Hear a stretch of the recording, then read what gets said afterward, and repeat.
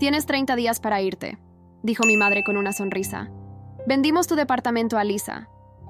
Sonreí y levanté un documento. En realidad, la abuela me dejó 2 propiedades. Las sonrisas desaparecieron cuando se dieron cuenta que no estaba bromeando. El silencio en la sala fue tan denso que podía cortarse con cuchillo. Mi madre palideció mientras mi hermana Lisa se quedaba inmóvil, con la boca entreabierta. Mi padre, sentado en su sillón favorito, dejó caer el periódico que estaba leyendo. «¿Qué estás diciendo, Carmen?», preguntó mi madre, recuperando la compostura. «Tu abuela solo tenía esa propiedad». «No según este documento», respondí con calma, aunque por dentro mi corazón latía furiosamente. La abuela me dejó tanto el departamento donde vivo como la casa de verano en Acapulco. Hace 3 meses, mi abuela Esperanza había fallecido a los 87 años. Siempre fuimos muy unidas. Ella era mi refugio cuando las cosas en casa se ponían difíciles. Y vaya que se ponían difíciles. Desde que tengo memoria, siempre fui la menos favorecida de la familia. Mi hermana Lisa, 2 años menor que yo, siempre recibía más atención, más regalos, más oportunidades.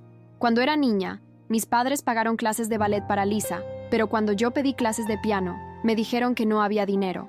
Cuando mi hermana cumplió 16 años, recibió un auto nuevo. Yo tuve que comprar el mío trabajando después de la escuela. Cuando fue hora de la universidad, mis padres pagaron una privada para Lisa, mientras yo tuve que conseguir becas y préstamos para la pública. Este patrón se mantuvo durante toda mi vida adulta. A mis 34 años, me había acostumbrado a valerme por mí misma. Trabajaba como contadora en una empresa de construcción. Vivía en un modesto departamento que creía que mi abuela me había prestado y mantenía una relación cordial pero distante con mi familia. O eso pensaba yo. Hasta que mi madre me citó en su casa para darme la noticia de que habían vendido mi departamento a mi hermana Lisa, quien se acababa de casar con Esteban, un ejecutivo bancario de familia adinerada. Según ellos, la abuela les había dejado la propiedad a ellos, y ahora disponían de ella como querían. «No hay forma de que esto sea legal», protestó mi padre, levantándose para tomar el documento de mis manos. Lo revisó cuidadosamente, sus cejas frunciéndose más con cada línea que leía. «Esto debe ser un error. Tu abuela nunca mencionó que te dejaría algo». «No es un error, papá», respondí. «El notario me contactó hace una semana. La abuela modificó su testamento hace 2 años.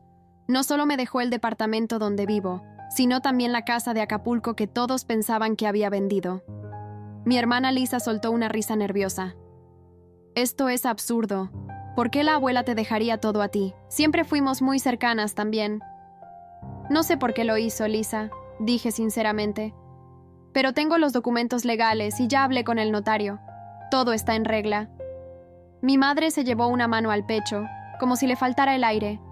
Su rostro, normalmente compuesto y sereno, se había transformado en una máscara de incredulidad y furia. «Debiste manipularla», acusó. «Siempre fuiste buena para dar lástima, Carmen.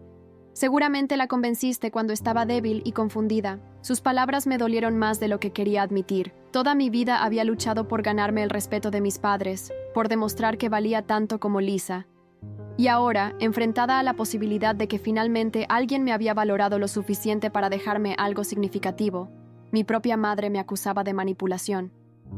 La abuela estaba perfectamente lúcida cuando cambió su testamento. Respondí, manteniendo la calma. Y para tu información, yo no sabía nada sobre esto hasta hace una semana. Mi padre se acercó a mi madre y le puso una mano en el hombro. «Debe haber alguna manera de impugnar esto», murmuró, pero lo suficientemente alto para que yo lo escuchara. «Hablaré con nuestro abogado mañana mismo».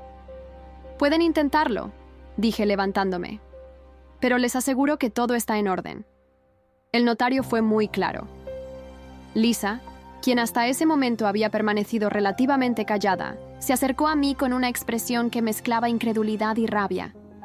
«¿Te das cuenta de lo que has hecho?», susurró. «Esteban y yo contábamos con ese departamento. Ya habíamos hecho planes, incluso compramos muebles nuevos. Por un momento, casi sentí pena por ella. Casi. Pero entonces recordé todas las veces que había tenido que conformarme con menos, mientras ella recibía más. Lo siento, Lisa», dije, sin sentirlo realmente. «Pero ese departamento es legalmente mío, y no tengo planes de venderlo ni de regalarlo». Al día siguiente, mientras ordenaba unos documentos en mi oficina, recibí una llamada de mi padre. Su voz sonaba tensa, controlada, como cuando intentaba contener su enojo. Carmen, necesitamos hablar. Mamá está devastada por lo que pasó ayer. ¿Devastada porque la abuela me dejó propiedades o porque no pueden quitármelas? Respondí sin poder contenerme. No seas insolente, gruñó. Tu madre ha estado llorando toda la noche. Piensa en lo que le estás haciendo a la familia. Me quedé en silencio un momento, sintiendo cómo la culpa intentaba abrirse paso en mi interior. Era un patrón familiar. Yo establecía límites. Ellos me hacían sentir culpable. Yo cedía, pero esta vez sería diferente. Lo siento por mamá, pero no he hecho nada malo. ¿Entiendes que Lisa y Esteban ya no tienen dónde vivir? Continuó, ignorando mis palabras. Cancelaron el contrato de su departamento pensando que tendrían el tuyo. Pueden buscar otro lugar, respondí. Esteban gana bien, y tú siempre dijiste que Lisa era excelente ahorrando. Mi padre soltó un suspiro exasperado. Vamos a impugnar el testamento. Nuestro abogado dice que podemos alegar que la abuela no estaba en sus cabales cuando lo modificó. Sentí que la sangre me hervía. Siempre había aceptado mi papel en la familia, la hija a la que le toca menos, la que debe conformarse, la que debe ceder. Pero esto cruzaba una línea. Adelante, háganlo, respondí. Pero tengo grabaciones de conversaciones con la abuela de los últimos años. Estaba perfectamente lúcida. Y, por cierto, también tengo mensajes suyos y de mamá, donde hablan de vender mi departamento sin consultarme, creyendo que la propiedad era de ustedes. Hubo un silencio del otro lado de la línea. ¿Nos grabaste? Su voz sonaba incrédula. No a ustedes, aclaré. Grababa mis conversaciones con la abuela porque me contaba historias familiares que quería conservar. Y sobre los mensajes, los encontré cuando Lisa me pidió prestado mi teléfono el mes pasado y olvidó cerrar su chat contigo. Mi padre colgó sin despedirse. Sabía que acababa de empeorar las cosas, pero también sabía que no iban a detenerse. Esta no era solo una pelea por propiedades. Era el resultado de años de favoritismo y desigualdad. Esa misma tarde, mientras volvía a mi departamento, me encontré con Elena, mi vecina de 67 años y amiga cercana de mi abuela. Carmen, querida, ¿cómo estás? Me enteré de lo del testamento de Esperanza, dijo mientras regaba las plantas de su balcón. Me sorprendió que supiera. Aunque tratándose de Elena, quizás no debería haberme sorprendido. ¿Cómo lo sabes?, pregunté. Tu abuela me lo contó cuando lo modificó, respondió con naturalidad.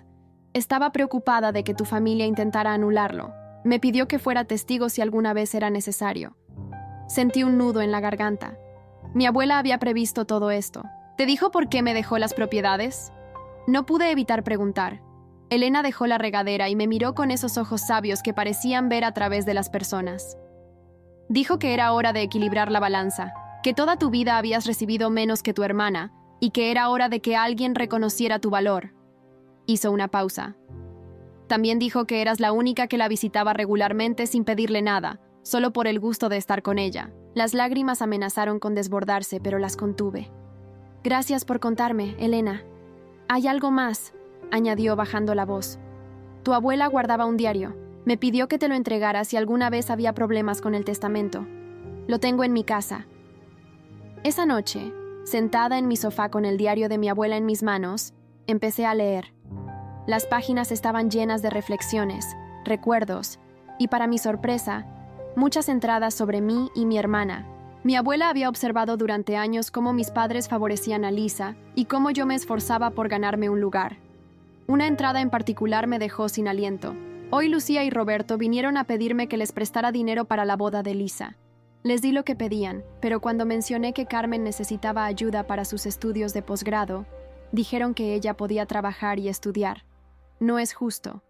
Carmen siempre ha tenido que esforzarse el doble para recibir la mitad. He decidido cambiar mi testamento.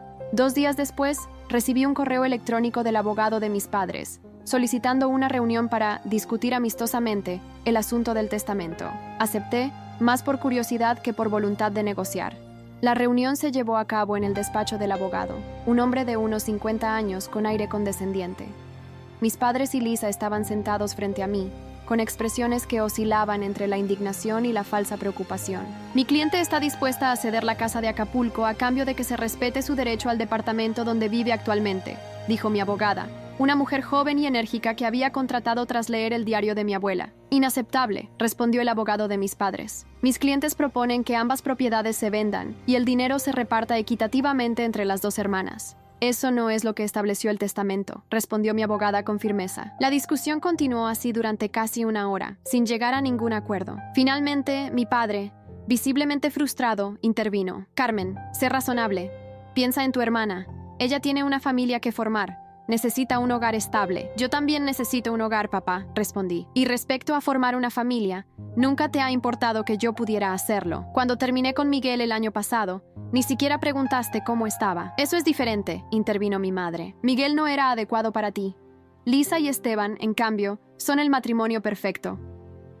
Mi abogada me miró, pidiendo silenciosamente que no me dejara provocar. Esta discusión no nos lleva a ninguna parte, dijo. Mi cliente ha hecho una oferta generosa considerando que legalmente tiene derecho a ambas propiedades. ¿La aceptan o procederemos legalmente? Procederemos legalmente entonces, respondió el abogado de mis padres. Tenemos pruebas de que Esperanza no estaba en pleno uso de sus facultades mentales. Mi abogada sonrió. ¿Pruebas como el diario que escribió durante los últimos 5 años de su vida? ¿O quizás las grabaciones de voz donde explica claramente sus razones? ¿O tal vez los testimonios de sus amigos y médico? Porque tenemos todo eso. El rostro de mis padres y Lisa palideció. No esperaban que estuviera tan preparada. Al salir de la reunión, Lisa me alcanzó en el estacionamiento. No puedo creer que estés haciendo esto, dijo con lágrimas en los ojos. Siempre has sido egoísta, pero esto es otro nivel. Sabes que necesitamos ese departamento. La miré, realmente la miré, y por primera vez vi a mi hermana pequeña sin el filtro de los celos o el resentimiento. Vi a alguien que siempre había obtenido lo que quería sin esfuerzo. Alguien que no sabía manejar un no. Lisa, tienes un esposo con un buen trabajo. Pueden alquilar o comprar otro lugar. No es lo mismo, exclamó. Ese departamento está en la mejor zona. Y además, es grande. Tiene 2 habitaciones para cuando tengamos hijos. Mi departamento, corregí. Y yo también podría necesitar esas habitaciones algún día. Lisa me miró como si hubiera dicho algo absurdo. Vamos, Carmen. Seamos realistas. Tienes 34 años y estás soltera. ¿Qué posibilidades tienes de formar una familia ahora? Sus palabras me golpearon como una bofetada, no por lo que dijo, sino porque confirmaban lo que siempre había sospechado. Mi familia nunca había creído en mí, en mi capacidad para ser feliz, para tener una vida plena. Para ellos, siempre sería la hija que no logró estar a la altura de sus expectativas. Después de aquel encuentro con Lisa, pasé varios días reflexionando sobre mi vida y las decisiones que había tomado. ¿Realmente había sido solo una víctima del favoritismo de mis padres? ¿O también había permitido que ese papel definiera quién era yo? Una tarde, mientras revisaba más entradas del diario de mi abuela, encontré algo que me hizo detenerme. Carmen tiene un espíritu fuerte, pero se ha acostumbrado a vivir a la sombra de su hermana. Me preocupa que esté renunciando a sus propios sueños para no decepcionar a nadie, ni siquiera a sí misma. Esas palabras me golpearon duramente. Mi abuela había visto algo que yo misma no había querido reconocer. Siempre me había justificado pensando que hacía lo correcto, que era la responsable, la madura. Pero en realidad, me había conformado con menos por miedo a fracasar, a confirmar lo que mi familia parecía creer de mí. El lunes siguiente, Roberto, mi jefe, me llamó a su oficina. Lo encontré revisando unos planos con expresión preocupada. Carmen, tenemos un problema con el proyecto Miralores, dijo sin levantar la vista. Los números no cuadran y el cliente está presionando. Necesito que revises las cuentas otra vez. Ya las revisé 3 veces. Roberto, respondí tomando asiento frente a él. El problema no son los números, es que el presupuesto inicial estaba mal calculado. Alguien prometió materiales de primera calidad al precio de los estándar. Roberto levantó la mirada, claramente irritado. ¿Estás sugiriendo que yo me equivoqué? No dije eso, aclaré. Pero los números son claros. O subimos el presupuesto un 15%, o usamos materiales de menor calidad. Sabes que no podemos subir el presupuesto. El cliente firmó un contrato. Un contrato basado en especificaciones imposibles de cumplir, insistí.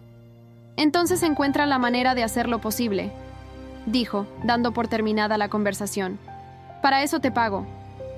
Salí de su oficina sintiendo una familiar sensación de frustración. Este era otro patrón en mi vida. Hacer el trabajo duro, señalar los problemas y luego ser ignorada o, peor aún, culpada cuando las cosas salían mal. Mientras volvía a mi escritorio, mi teléfono vibró con un mensaje de un número desconocido. ¿Has visto las noticias? Tu hermana Lisa está en todos los canales locales. Dice que le robaste su herencia. Te están destrozando en redes sociales. Sentí que el suelo se movía bajo mis pies. Rápidamente busqué en internet y ahí estaba. Lisa, en una entrevista televisiva, con lágrimas en los ojos, contando cómo su ambiciosa y egoísta hermana había manipulado a su abuela enferma para quedarse con 2 propiedades que por derecho pertenecían a la familia. Antes de continuar, permítanme hacer una observación. Esta es una historia original del canal TS Triálogos. Si la estás escuchando desde otro canal, significa que esta historia fue robada de nuestro canal. Si te gustó esta historia, suscríbete a TS Triálogos para ver las mejores historias. Mi hermana siempre fue celosa, decía Lisa en el video. Pero nunca pensé que llegaría a esto. Mi esposo y yo habíamos planeado formar una familia en ese departamento, y ahora no tenemos dónde ir. La presentadora, claramente conmovida, le ofrecía un pañuelo. ¿Y qué dice tu hermana sobre todo esto? Dice que legalmente todo es suyo y que no le importa lo que nos pase, respondió Lisa, secándose las lágrimas. Mi abuela estaría destrozada si viera esto. Ella siempre quiso lo mejor para toda la familia. Apagué el teléfono, temblando de rabia e incredulidad. ¿Cómo se atrevía Lisa a distorsionar así la realidad? ¿Cómo podía mentir tan descaradamente sobre nuestra abuela? Mi teléfono comenzó a sonar insistentemente. Llamadas de periodistas, de viejos amigos, incluso de compañeros de trabajo que habían visto la entrevista. No contesté ninguna. Necesitaba pensar, planear mi respuesta. Esa noche, mientras intentaba calmarme en mi departamento, alguien tocó a mi puerta. Era Elena, la vecina y amiga de mi abuela, con una bolsa de panecillos y una expresión de preocupación. Vi la entrevista, dijo sin preámbulos cuando le abrí. ¡Qué montón de mentiras! Tu abuela estaría furiosa. La invité a pasar y le serví un café mientras me desahogaba, contándole lo ocurrido en las últimas semanas. ¿Sabes? Tu abuela me habló una vez sobre cómo tu madre y tu padre siempre favorecieron a Lisa, dijo Elena después de escucharme. Dijo que Lucía había sido igual en su juventud, siempre queriendo ser el centro de atención, siempre compitiendo. Y parece que Lisa heredó eso. ¿Mi madre competía con quién?, pregunté sorprendida. Con su propia hermana, María, la tía que nunca conociste porque se fue a vivir a España cuando eran jóvenes, explicó Elena. Tu abuela me contó que Lucía siempre estaba celosa de María porque era más inteligente, más dedicada. Y cuando María se marchó para estudiar en el extranjero, Lucía lo interpretó como una victoria. Nunca había escuchado esta historia antes. Mi madre rara vez hablaba de su hermana, y cuando lo hacía, siempre era para criticarla por abandonar a la familia. Creo que tu madre ve demasiado de María en ti, continuó Elena. Y eso la asusta. Por eso favorece a Lisa, que es más como ella, dependiente, necesitada de aprobación. Esa noche, después de que Elena se marchara, tomé una decisión. No iba a dejar que la narrativa de mi familia me definiera más. No sería la víctima, la hermana envidiosa, la hija difícil. Sería simplemente Carmen, una mujer que defendía lo que era suyo y que por primera vez se atrevía a soñar con algo más grande. Al día siguiente, contacté con un abogado especializado en difamación. Me explicó que tenía un caso sólido contra Lisa por sus declaraciones públicas, pero me advirtió que los juicios familiares suelen ser largos y dolorosos. ¿Estás segura de que quieres seguir este camino?, me preguntó. Completamente, respondí. Ya he sido silenciada demasiado tiempo. También programé una reunión con Roberto, mi jefe. Ya no podía seguir trabajando en un lugar donde mis capacidades eran constantemente cuestionadas. Había estado posponiendo una decisión que llevaba meses considerando: abrir mi propia consultora financiera. Roberto se sorprendió cuando le presenté mi renuncia. No puedes irte ahora, Carmen, protestó. Estamos en medio del proyecto Miralores. Te necesito. Me necesitas, pero no me escuchas, respondí con calma. He intentado decirte durante semanas que ese proyecto está mal planteado, pero prefieres ignorarme. Ya no puedo trabajar así. ¿Es por dinero? Podemos discutir un aumento. No es por dinero, Roberto. Es por respeto profesional. Salí de su oficina sintiendo una mezcla de terror y liberación. Acababa de renunciar a un trabajo estable en medio de una crisis familiar. Cualquiera diría que era una locura, pero por primera vez en años sentía que estaba tomando el control de mi vida. Esa misma tarde recibí una llamada de la abogada de mis padres. Querían retirar la impugnación del testamento. Tus grabaciones y el diario de tu abuela son evidencia suficiente de que estaba en pleno uso de sus facultades, admitió. Pero mis clientes esperan que reconsideres tu posición respecto a Lisa. Después de que me difamara públicamente, respondí. No solo no voy a ceder, sino que voy a demandarla por difamación. Hubo un silencio prolongado. Eso destruiría a tu familia, Carmen. Mi familia se está destruyendo sola, respondí. Yo solo me estoy defendiendo. Esa noche, mientras organizaba los documentos para mi nueva consultora, recibí un mensaje inesperado. Hola Carmen, soy Miguel. Vi lo de tu hermana en las noticias. Sé que es difícil lo que estás pasando. Si necesitas hablar, aquí estoy. Mi corazón dio un vuelco al ver su nombre. Miguel y yo habíamos terminado hace un año, después de 3 años juntos. Según mi madre, no era lo suficientemente ambicioso para mí. En realidad, era un hombre honesto, trabajador y cariñoso que siempre había creído en mí. Le respondí agradeciendo su apoyo, y antes de darme cuenta, estábamos conversando como si nunca nos hubiéramos dejado de hablar. Me contó que ahora trabajaba como profesor universitario, algo que siempre había querido hacer y que seguía viviendo en la ciudad. ¿Te gustaría tomar un café algún día de estos?, preguntó. Me encantaría, respondí, sorprendida de lo fácil que resultaba retomar el contacto con él. Mientras programábamos nuestra cita, recibí otra notificación. Un correo electrónico de un periódico local solicitando mi versión de la historia. Hemos entrevistado a su hermana, pero creemos en la importancia de presentar ambos lados, decía el mensaje. Dudé. Parte de mí quería ignorarlo, mantenerme al margen de ese circo mediático. Pero otra parte, una voz que sonaba sospechosamente como la de mi abuela, me decía que era hora de hablar, de decir mi verdad. Respondí al correo aceptando la entrevista. Has cambiado, me dijo Elena cuando le conté mis decisiones. Te pareces más a tu abuela ahora. Ella también se cansó un día de que la pisotearan y decidió vivir en sus términos. Tengo miedo, admití. De la demanda, de la entrevista, de volver a ver a Miguel. El miedo no es malo, respondió ella. Significa que te importa. Tu abuela solía decir que la valentía no es ausencia de miedo, sino actuar a pesar de él. Con esas palabras resonando en mi mente, me preparé para lo que venía. Enfrentar públicamente a mi familia, iniciar un negocio propio y quizás, solo quizás, dar una segunda oportunidad al amor. El día de la entrevista llegó más rápido de lo que esperaba. Me reuní con Daniela Méndez, la periodista del diario El Meridiano, en una cafetería tranquila lejos del centro. Había elegido cuidadosamente mi atuendo, un traje azul marino que me daba confianza y profesionalismo. Gracias por aceptar hablar conmigo, dijo Daniela activando su grabadora. Debo admitir que su hermana pintó un cuadro bastante particular de usted. Imagino que sí, respondí, tratando de mantener la calma. Pero hay mucho más en esta historia de lo que Lisa contó. Durante la hora siguiente, relaté mi versión. La relación cercana con mi abuela, el favoritismo constante de mis padres hacia Lisa, el descubrimiento del testamento y las acusaciones infundadas. No mencioné el diario ni las grabaciones. Esas pruebas las reservaba para el ámbito legal. ¿Por qué cree que su abuela la eligió a usted?, preguntó Daniela. Porque pasé tiempo con ella, respondí con honestidad. No por obligación, sino porque realmente disfrutaba de su compañía.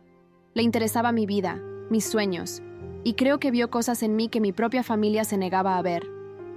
Daniela tomó notas mientras yo hablaba. Su hermana mencionó que usted siempre ha sido resentida, que esto es una venganza por años de sentirse menos querida. Sentí una punzada de dolor, pero me mantuve firme. No es venganza, es justicia, aclaré. Y si alguna vez me sentí menos querida, no fue por mi imaginación, fue porque realmente recibí menos amor, menos apoyo, menos reconocimiento. Pero no estoy haciendo esto para lastimar a nadie. Estoy defendiendo lo que es legalmente mío, y más importante, estoy honrando los deseos de mi abuela. Al finalizar la entrevista, Daniela me miró con una expresión que no supe interpretar. Señorita Vega, ¿puedo preguntarle algo fuera de grabación? Asentí. ¿Realmente está dispuesta a llevar esto hasta el final? Las peleas familiares por herencias pueden ser devastadoras.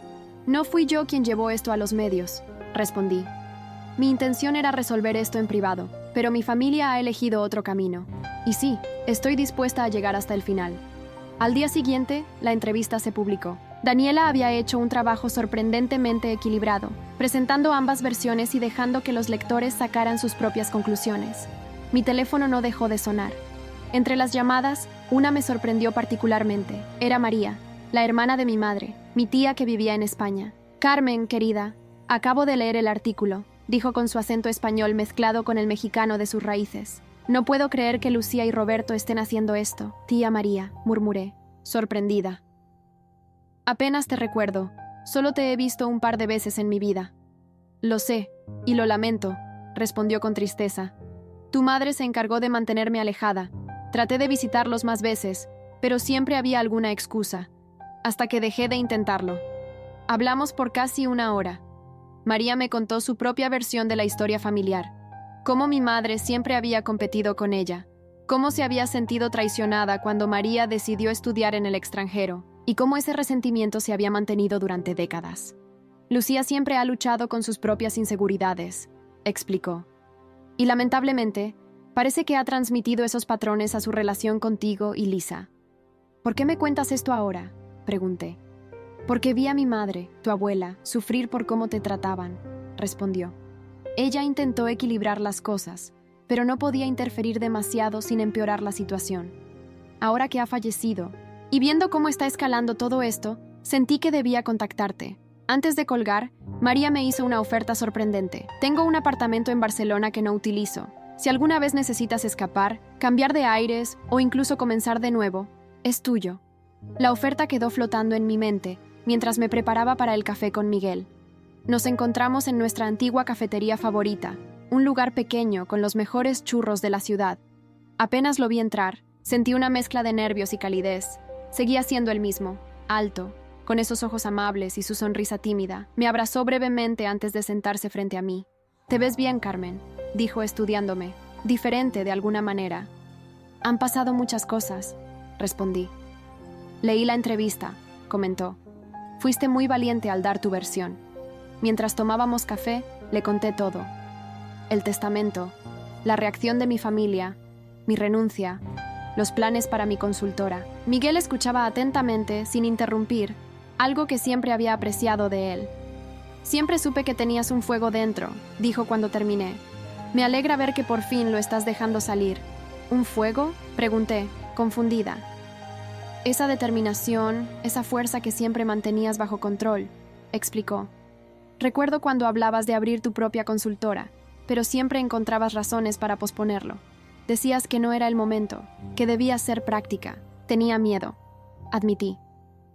«De fracasar, de decepcionar a todos, incluso a mí misma». «¿Y ahora?». «Ahora tengo más miedo que nunca», reí. «Pero también estoy cansada de preguntarme, ¿y sí?». «Quiero averiguarlo por mí misma». Antes de despedirnos, Miguel me tomó de la mano. «¿Podríamos vernos de nuevo?», preguntó. No como amigos que se reencuentran, sino, ya sabes, como una cita. Sentí un revoloteo en el estómago, esa sensación que había olvidado. «Me encantaría», respondí. Esa misma noche, recibí una llamada de mi abogada. Lisa había retirado sus declaraciones públicas y ofrecía un acuerdo extrajudicial para evitar la demanda por difamación. «Es un buen acuerdo», opinó mi abogada. «Ella se retracta públicamente, publica una disculpa y paga una compensación por daños a tu reputación». «¿Por qué el cambio repentino?», pregunté sospechando. «No estoy segura, pero los abogados mencionaron algo sobre nuevas evidencias que les hicieron reconsiderar su posición». Al día siguiente lo entendí todo. Mi tía María había viajado desde Barcelona y había concertado una reunión familiar en casa de mis padres. Me llamó pidiéndome que asistiera. «No sé si es buena idea», dudé. «Confía en mí», insistió. «Es hora de que esta familia enfrente algunas verdades». Cuando llegué a la casa de mis padres, la tensión era palpable. Mi madre parecía haber visto un fantasma. Mi padre estaba inusualmente callado. Y Lisa, sentada en un rincón, evitaba mirarme. María, en cambio, emanaba una serenidad que contrastaba con el ambiente. «Gracias por venir, Carmen», dijo María, señalándome un asiento. «He tenido una larga conversación con tu madre y tu padre, también con Lisa». «¿De qué se trata todo esto?», pregunté, incómoda. María abrió su bolso y sacó un sobre amarillo. «Encontré esto entre las pertenencias que mamá me envió antes de morir. Son cartas que Lucía le escribió a lo largo de los años». Mi madre se tensó visiblemente. «María, acordamos que eso quedaría entre nosotras». «No, Lucía, Tú lo decidiste. Yo nunca estuve de acuerdo, respondió María con firmeza. Estas cartas demuestran un patrón de favoritismo hacia Lisa que viene de años. Mamá te lo señaló muchas veces, pero tú siempre lo negaste. Mi madre se puso de pie, furiosa. No tienes derecho a venir a mi casa a juzgar cómo crié a mis hijas. No vengo a juzgarte. Vengo a detener esto antes de que destruya a toda la familia, respondió María. Mira a tu alrededor, Lucía. Tu hija mayor está dispuesta a demandarte. Tu hija menor ha mentido públicamente. Tu marido está atrapado en medio. ¿Es esto lo que querías? El silencio que siguió fue ensordecedor. Mamá, intervino Lisa inesperadamente. Tía María me mostró las cartas, también los videos que grabó la abuela con Carmen. Me giré hacia María sorprendida. ¿Videos? Tu abuela me enviaba videos regularmente, explicó. Algunos eran conversaciones entre ustedes. Ella quería que yo las conociera, ya que no podía visitarlas tanto como hubiera querido. Lisa se levantó y se acercó a mí, con los ojos llenos de lágrimas. Lo siento, Carmen, de verdad lo siento, dijo temblando. No sabía, no entendía cómo te habías sentido todos estos años. En esos videos, la abuela te preguntaba por qué no pedías más, por qué siempre te conformabas con menos.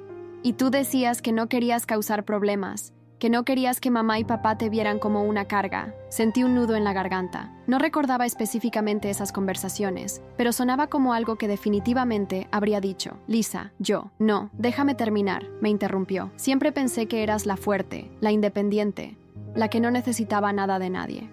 Nunca imaginé que te sentías así. Y cuando me enteré del testamento, solo pensé en lo que yo estaba perdiendo, no en por qué la abuela había tomado esa decisión.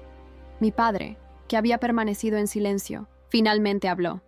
Carmen, también te debo una disculpa. María nos ha hecho ver cosas que no queríamos reconocer, patrones que hemos repetido sin darnos cuenta.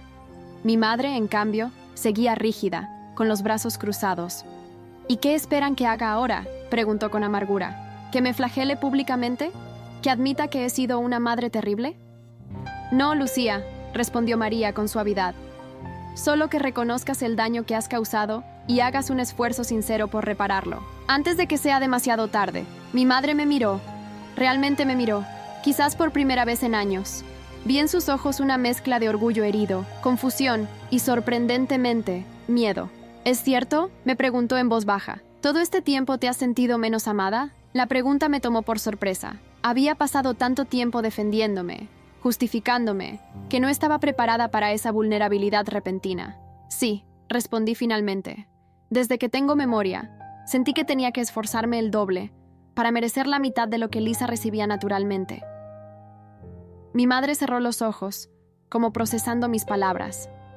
Cuando los abrió, había una determinación que no había visto antes.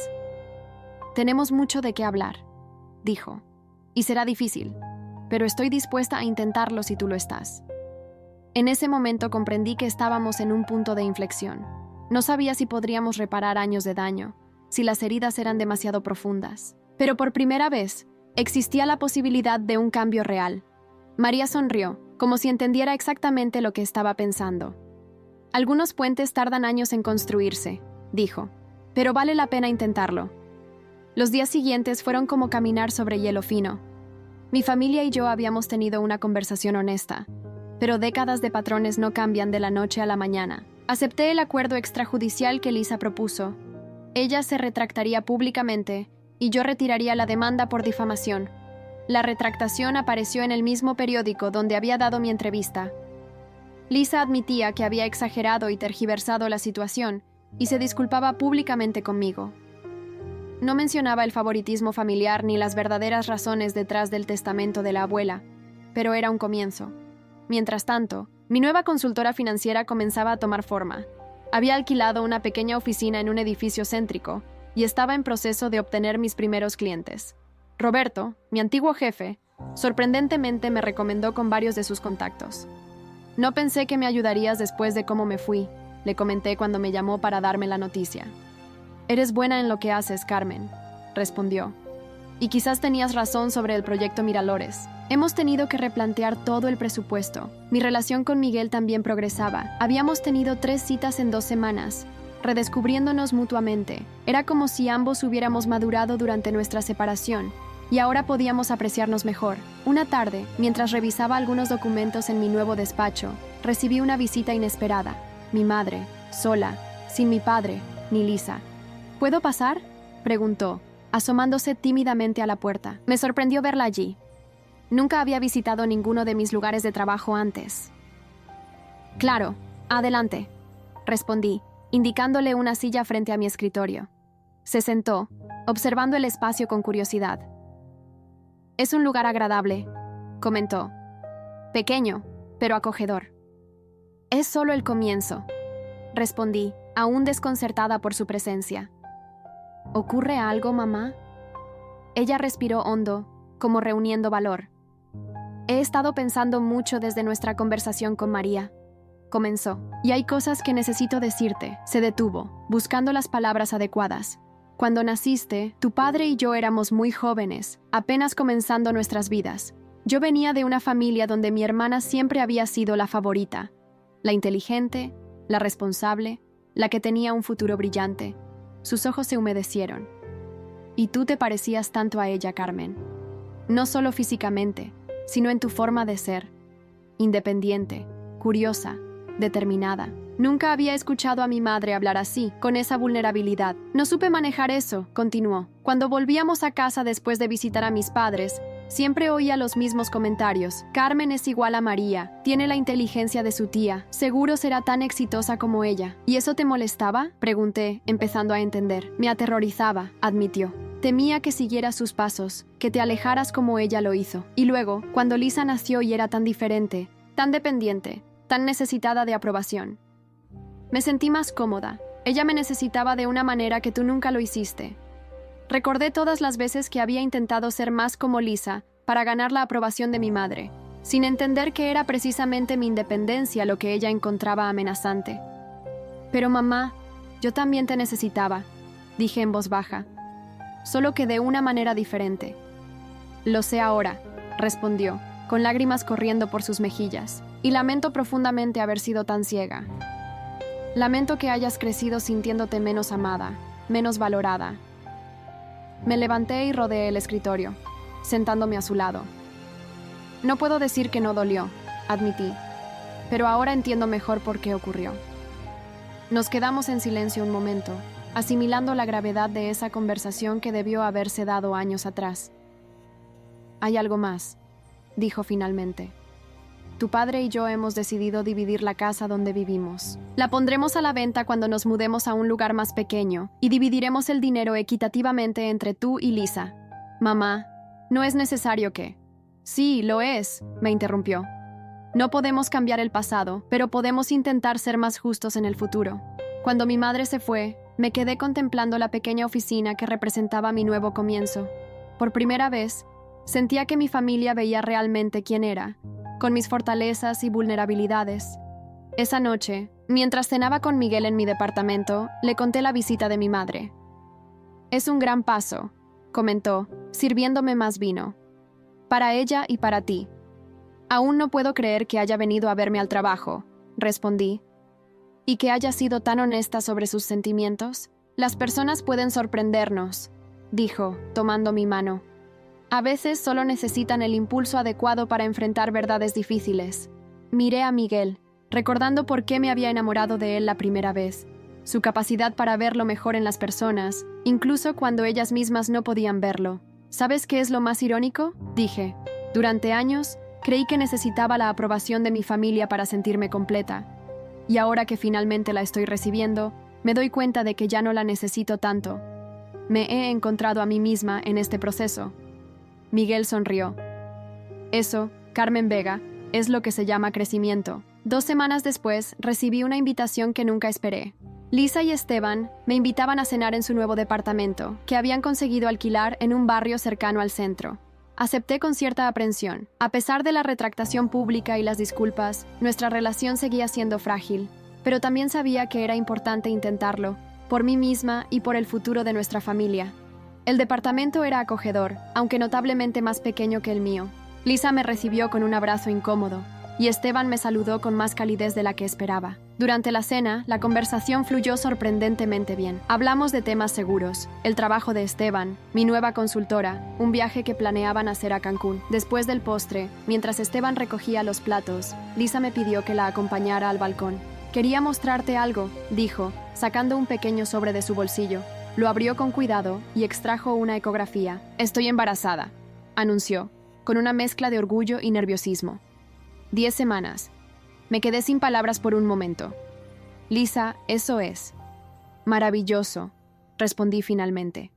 «Felicidades». «Serás tía», dijo, como si apenas lo asimilara ella misma. «Y quería que fueras la primera en saberlo, después de Esteban, claro». Sentí una emoción inesperada. A pesar de todo lo ocurrido, la idea de ser tía me llenaba de alegría. «¿Ya se lo dijiste a mamá y papá?», pregunté. «No», respondió. «Quería decírtelo a ti primero. Después de todo lo que ha pasado, sentía que era importante». Esa noche, mientras conducía de regreso a casa, reflexioné sobre cómo la vida da giros inesperados. Hace solo unos meses, estaba atrapada en patrones familiares tóxicos, limitándome profesionalmente y sola. Ahora, tenía mi propia empresa. Estaba reconectando con Miguel. Mi familia comenzaba a sanar viejas heridas, y pronto sería tía. Al llegar a mi departamento, encontré un paquete en la puerta. Era de mi tía María, quien había regresado a Barcelona después de 2 semanas intensas ayudando a nuestra familia a comenzar su proceso de sanación. Dentro había un cuaderno antiguo con una nota. «Encontré otro diario de mamá. Creo que deberías tenerlo tú. Con cariño, María». Abrí el diario y una fotografía cayó al suelo. Era yo a los 7 años, sentada en el regazo de mi abuela, ambas sonriendo a la cámara. Detrás, con la inconfundible letra de mi abuela, decía: «Carmen, mi pequeña guerrera, tienes la fuerza que necesitas dentro de ti. Nunca lo olvides». Pasé la noche leyendo ese diario, descubriendo facetas de mi abuela que no conocía, sus miedos, sus arrepentimientos, su sabiduría. En una de las últimas entradas, escrita apenas unos meses antes de su muerte, encontré algo que me dejó sin aliento. «He tomado mi decisión. Le dejaré las propiedades a Carmen, no porque necesite compensarla por el trato desigual que ha recibido, sino porque confío en ella, confío en su fuerza, en su bondad, en su capacidad para usar sabiamente lo que le dejo, y también confío en que esto desencadenará los cambios que esta familia necesita desesperadamente.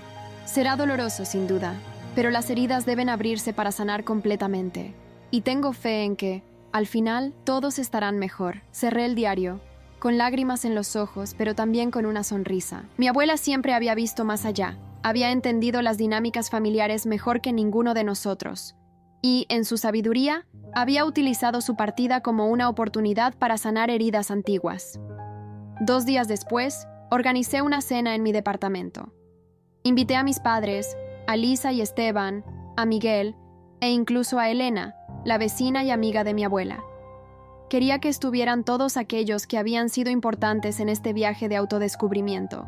Mientras preparaba la mesa, recordé las palabras de mi abuela en su diario. Las heridas deben abrirse para sanar completamente, y aunque el proceso había sido doloroso, también había sido necesario. Cuando mis invitados comenzaron a llegar, los recibí no como la Carmen que siempre se conformaba con menos, sino como la mujer que finalmente había encontrado su voz y su lugar en el mundo, una mujer que ya no necesitaba la validación externa para reconocer su propio valor. Y mientras servía la comida en esa mesa rodeada de personas que significaban tanto para mí, entendí que el verdadero legado de mi abuela no eran las propiedades que me había dejado, sino la oportunidad de romper patrones dañinos, de construir nuevos puentes y de crear una vida en mis propios términos.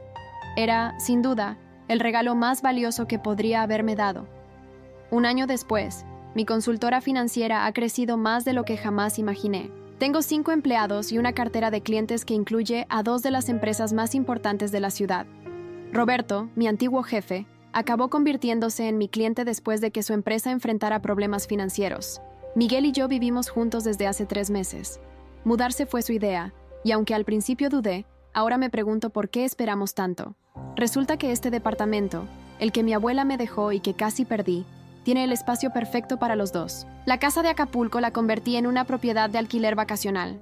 Con las ganancias, creé un fondo para la educación universitaria de mi sobrino Mateo, quien nació hace 2 meses. Es un bebé precioso que ha unido aún más a la familia. Ver a mi madre sostenerlo, con esa mirada de adoración total, me hace sonreír.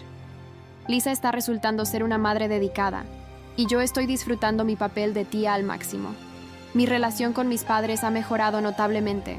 No es perfecta, y probablemente nunca lo será, pero hay un respeto mutuo que antes no existía. El otro día, mi madre me sorprendió pidiéndome consejos sobre cómo invertir el dinero de su jubilación. Confío en tu criterio, dijo, y esas simples palabras significaron más para mí que cualquier regalo material. Hace una semana recibí una carta de mi tía María. Me cuenta que está pensando en regresar a México, al menos por temporadas. He pasado demasiado tiempo lejos de mi familia, escribió. Es hora de recuperar el tiempo perdido. Anoche, mientras Miguel dormía, saqué el diario de mi abuela y releí algunas entradas. Me detuve en una que había marcado. A veces las lecciones más difíciles son las que más necesitamos. Y a veces, el mayor acto de amor es obligar a quienes queremos a enfrentar verdades incómodas. Mi abuela tenía razón. Su decisión, que en su momento pareció provocar una ruptura familiar, terminó siendo el catalizador que necesitábamos para sanar heridas antiguas y construir relaciones más sanas. Este fin de semana, toda la familia irá a la casa de mis padres a celebrar el bautizo de Mateo. Elena, quien se ha convertido en una especie de abuela adoptiva para todos, también vendrá. Y mientras me preparo para este encuentro familiar, me doy cuenta de que, por primera vez en mi vida, no siento esa tensión, ese miedo a no ser suficiente que me acompañó durante tantos años. He aprendido que el verdadero valor no viene de la validación externa, sino de reconocer mi propia fortaleza. Y cada día, cuando miro el camino recorrido, agradezco a mi abuela no solo por las propiedades que me dejó, sino por el regalo más valioso de todos: la oportunidad de descubrir quién soy realmente y de qué soy capaz. Si llegaste hasta aquí y te gustó, no olvides dejar tu like y suscribirte a nuestro canal. Tu apoyo nos motiva a traer más historias increíbles. Muchas gracias y que tengas un excelente día.